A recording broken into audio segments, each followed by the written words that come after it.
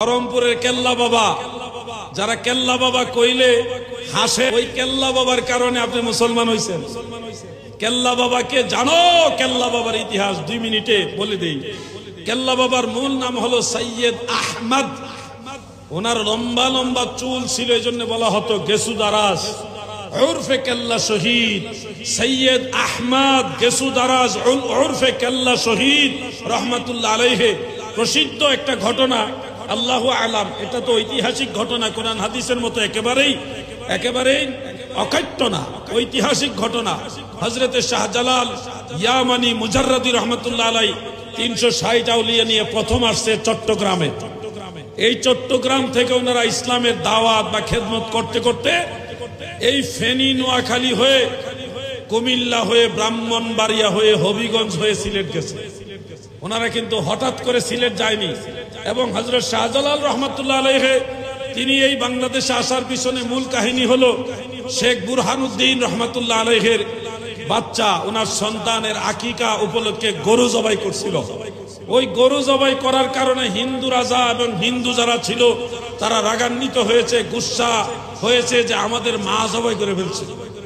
এখনো কিন্তু দেখবেন ভারতবর্ষে, বিশেষ করে আসাম রাজ্যে গরু জবাই করলে তারা মারাত্মক অপরাধ হিসেবে এটা দেখে। তৎকালীন সময় এরকম পরিস্থিতি ছিল, গরু জবাই হিন্দু ধর্মের লোকেরা, মুসলমানরা জবাই করলেও এটা মেনে নিত না। প্রকাশ্যে শেখ বুরহানুদ্দিন রহমাতুল্লাহ আলাইহির সন্তান, তার আকিকা দেওয়ার কারণে ওই গরু জবাই করার মতোই বাচ্চাটাকে জবাই করে দিয়েছে হিন্দুরা। এই জিনিসটা মুসলমানরা কষ্ট পেয়েছে। এই কষ্টের আঘাত মদিনাওয়ালার কলিজার ভিতরে গিয়ে লাগছে। আল্লাহর হাবিব স্বপ্নে যুগে হযরতে শাহজালাল ইয়ামানি মুজাররাদি রহমাতুল্লাহ আলাইহিকে গিয়ে বলেন, শাহজালাল রে,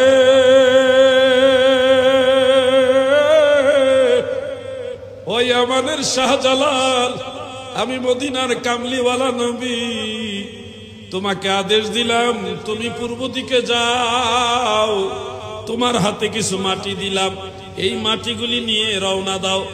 পথিমধ্যে যারা তোমার সফরের সঙ্গী হবে তাদেরকেও তুমি সাথে নিয়ে যেও।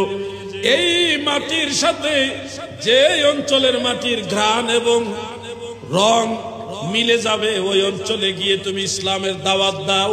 আমি রাহমাতুল লিল আলামিন নবী তোমাকে আদেশ দিলাম। সেই মাটি স্বপ্নে যুগে এসে নবীজি হযরত শাহজালালের হাতে দিলেন।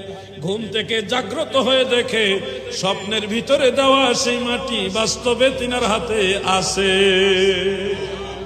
ওই মাটি নিয়ে হযরত শাহজালাল আর দেরি